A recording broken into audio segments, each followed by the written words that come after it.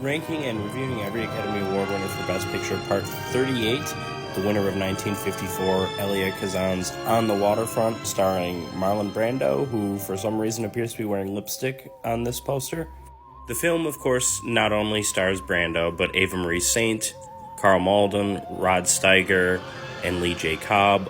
All of the actors are giving career best, or at least near career best performances. I think Brando's a little bit better in Kazan's Streetcar Named Desire, but Malden is better in this, even though he won the supporting actor Oscar for A Streetcar Named Desire. The film follows Terry Malloy, Brando, who's a kind of a two-bit gangster in Johnny Friendly's Waterfront crime syndicate, and he has this moral dilemma of whether or not he should testify against them, knowing what that will mean for both himself and his brother, played by Rod Steiger. I'm almost tempted to say it's like a High Noon type premise, but it's actually not, because he has plenty of people, or at least two people, in his girlfriend, played by Ava Marie Saint, and a priest, played by Carl Malden, who are urging him to stand up, to do the right thing, to stand up against this villainy.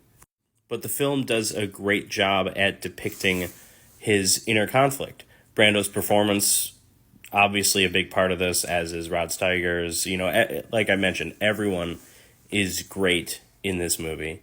This is certainly one of the best films of its era, although I don't love the ending. I get emotionally how we got to that point, but it is kind of disappointing to see this movie that's so much about inner conflict and about standing up and testifying and not using violence and stuff, kind of just resort to a fist fight.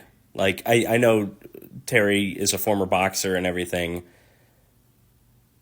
I just really don't like the ending. I'm sorry. That's what, this is still going to rank very highly, but that's what's keeping it from being even higher.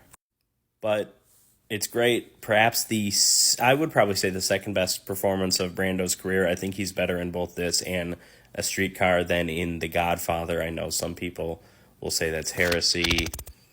Whatever. I just love the intensity he brings in the 1950s. It's amazing, and it's basically unmatched by any of his peers from that era. I've seen this movie before, but it's been a while, and I certainly remember liking it, and I feel the same way as I used to. It's fantastic. And of course, a new review means a new ranking. So here's where it slots in now with the first 38 films featured.